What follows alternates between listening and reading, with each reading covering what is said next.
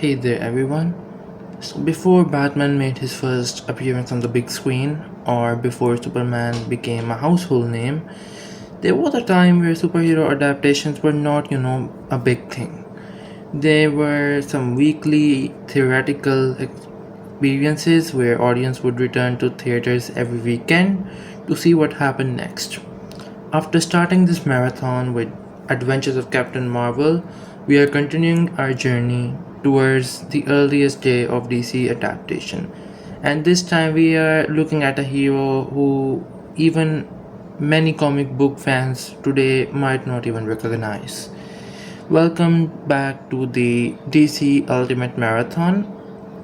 It's a project where I'll be watching and reviewing every DC single live action or animated TV series or movies ever released, from the forgotten classics from 1940s all to the way to the newest DC projects.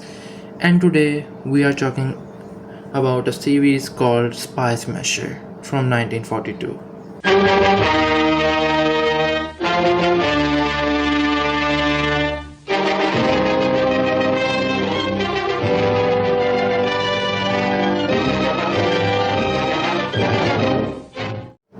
So Spy Smasher were released back in 1942 by Republic Pictures, the same people who made Captain Marvel serial.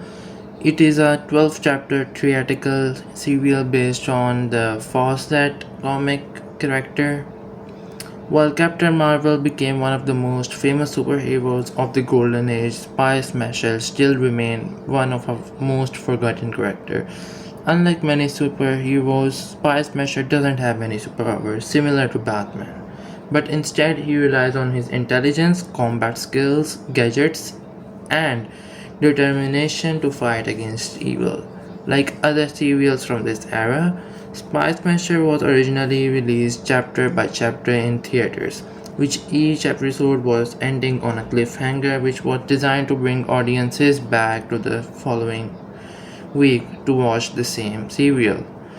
And watching it today gives us a complete story, which also shows that it was a different experience, especially from Captain Marvel serial. Let's start with the story first. The story follows Alan Armstrong, who is also known as Spy Smasher. He is a hero fighting against a dangerous criminal organization led by a villain known as the Mask. The Mask plan is to threaten the national security, and Spy Smasher must stop him while facing some traps, attacks, and countless danger from the opponent. The story itself is pretty simple. There is a hero, there is a villain, there is a plan that needs to be stopped, and Spy Smasher has to overcome every problem which is thrown at him. In the end, the hero defeats the villain, and that's basically the story. It's not a complicated story, it's just a simple story. But for a 1942 adventure serial, it's it's up to the mark. Now let's talk about the strengths this serial has. The biggest surprise for me was pacing. Unlike Adventures of Captain Marvel, the pacing of this serial was far better. There was less of repetition here, and unlike Captain Marvel serial, the episodes weren't feeling repetitive. Although, yeah, there was some repetition, but it's not even a big deal for this one. And I did indeed felt like this was gonna be the same thing, but it was much better. The episodes were connected and action just kept coming, and it was just great. Another thing which impressed me the most was the action sequences. Unlike Captain Marvel, this one was so better. He doesn't have any power, and the fight felt grounded. There were stunt chases, physical action that made serial feel more realistic.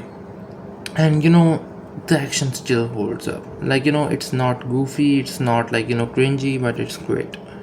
The performances were great. especially compared to Captain Marvel one. Actors gave us such a great performance in this one, and Spy Smasher was an interesting hero to learn about. And sometimes rather than superpowers, just intelligence, courage, and determination are enough. Now let's talk about the flaws, because like everything, this has flaws as well. You know, the biggest issue was villain, definitely. The mask wasn't an interesting concept. It was just basically a human in a mask. Not even a mask. It was just a plain sheet of paper. But he wasn't a memorable villain, nor even a good villain. And a simple story can make a villain exciting if the villain is good. But it's just like hero needs to stop a villain's plan. And there was no personal or memorable rivalry, and the story was very straightforward. And there aren't any surprises at all, unlike Captain Marvel one, or any deep character moment. While the pacing is definitely better than Captain Marvel, the plot is pretty basic compared to that one. And but I found it enjoying it more than the Captain Marvel one. Now here is how I would rate each part of this serial. Story wise, I told you it was pretty straightforward, nothing too surprising, so a 6.5 out of 10. As for the characters, those were fine, but the villain wasn't, so a 7 out of 10. As for acting, which was a big improvement, I would say 8.5 out of 10. The direction and action was great too, so I will give that an 8 out of 10.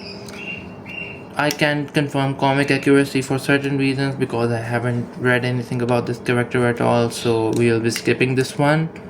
And enjoyment wise, I will give it an 8 out of 10. I had a fun watching this, but overall, still, I will give this a 7 out of 10. It's a surprisingly entertaining Golden Age serial that improves a lot from the previous one, but never reaches the level of its most memorable heroes. Now, overall, I was honestly surprised from this. I barely knew about this character. I actually got to know about the character when I was making the list for the marathon. And it's an forgotten serial. Yeah, I won't recommend. Obviously, I won't, why would I even recommend a old serial? But it was really adventurous. It improves some weaknesses from Captain Marvel, but it isn't as memorable as that one. Still, for a 1942 serial, I guess Spy Smasher is a fascinating piece of superhero history, which is an underrated gem. It shows that even before superheroes had massive powers and cinematic universes, audiences were always enjoying the stories about heroes standing against some impossible odds. With all said, here is the second entry in my DC's Ultimate Marathon. Next up, we are finally reaching to the one of the biggest names in the superhero industry. The next chapter would eventually become one of the most iconic heroes of all time, Batman. Next up, I will be watching first live-action Batman serial from 1943. And if you enjoyed this review, please let me know what you think about the Spy Smasher, and subscribe and like the video, share your thoughts, because this marathon has just only begun. We got more than 200 projects of DC to go. I will see you in the next one. Till then, take care and goodbye.